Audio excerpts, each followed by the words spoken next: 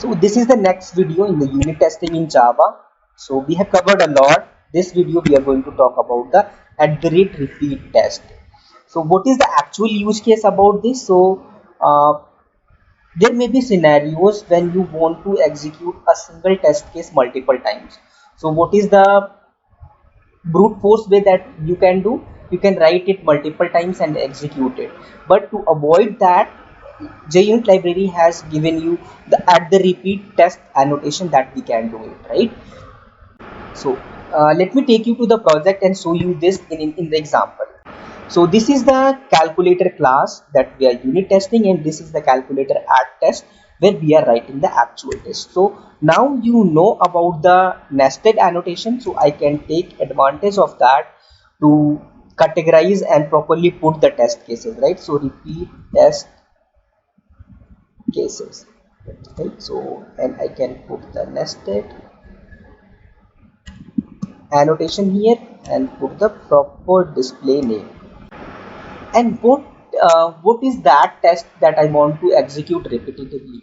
So think logically, right? So if your test is time intensive, right? So and anytime you are executing your test, it is going to take different time. In the previous video I have explained you about the timeout exception. So sometimes it was taking 1000 milliseconds, sometimes it was taking 1005 milliseconds. So it is possible, right? So if your method that you have written, it is performing database operations, it is calling some network calls, it is doing some complex calculations, so that time can vary depending on the input that you are giving it, right? And even for the same input, the timing information can vary at different time, right? So when we can when I have to identify the exact average time that it can pass through, so we have to execute it multiple times, right? And see what is that critical limit that it is passing. So in that case we can take advantage of this repeat test case. So we are going to execute the repeat test with the timeout exception, right? So let me copy the same exception that we have tested for that. So I'm copying this one, right? Yes. So test case 1, for this repeat test case, it is the first test case that is there. So here I'm repeat test for timing info, right? So this is the test. So for the repeat test I have to remove this and put the repeated test.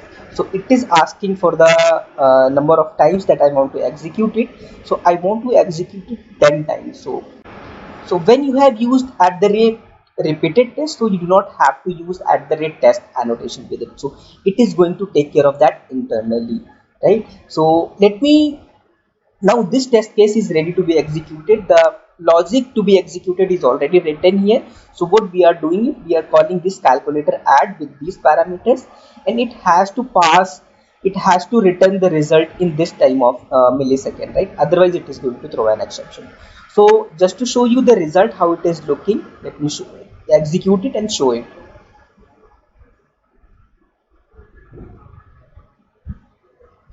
Right, so it is executing the tests, right, properly. 4 5 6 7 8 9 10.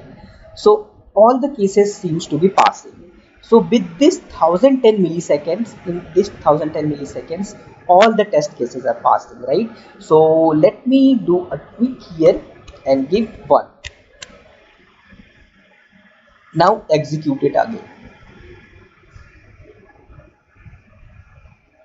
So now you will see the difference, right? So some of the test cases are passing, some of them are failing.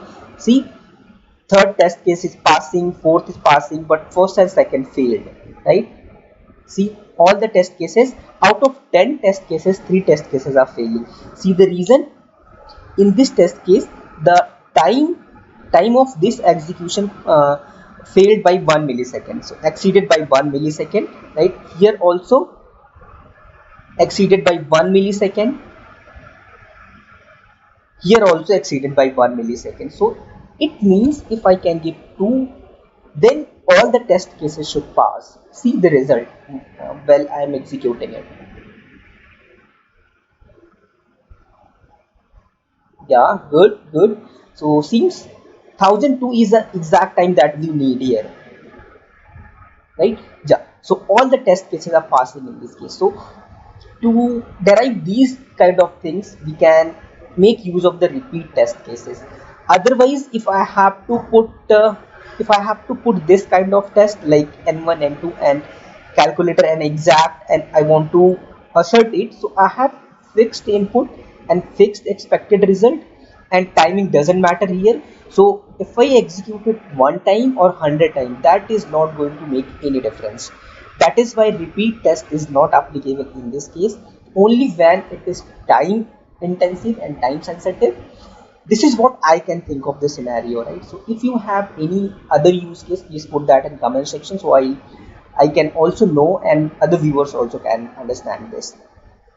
With this repeat annotation, you can also do a lot of other things. So I have not included that here in the code, but let me show you that from the website itself. So this is the official page of the JUnit5 where they have shown you the example about this. So repeat test demo before each, this is the life cycle method that is there. So I have explained already about it. So it is the repeat test that I already have explained. There is some logic and it is going to execute that 10 times. Now coming to this one. In this test case, there is one difference. They have passed one argument here, repetition info, right? But repetition info, it is returning them the get total repetitions, right? Assert equals 5, this one, and this total number of repetition is the number of times that you are giving here. But this repetition info has nothing to do with the business logic that you have put under test like calculator, right? So that is why I do not see any use case about this if it is not time sensitive. Other example they have given about the test info, you can get the display name about that and compare that if it is same or not. So if you are very carefully working on the report generation of the unit test case report, then this can be one of the annotation that you should consider using, right? So this is the thing that I wanted to show, and other examples are also here. Other examples are here also, you can go ahead and check out this. So this is it, this is all about the repeat annotation. So this is short information about it and actually use case that I can think of. So if you come across any situation, please put that in comment section that also, right? So I'll see you in the next video with the next scenario, that is parameterized test cases. That is wonderful and very easy to learn, and it is going to help you a lot in reducing the number of lines in the test classes, right? So I'll explain you in the next video. Till then, take care, bye bye, stay home, stay safe, take care.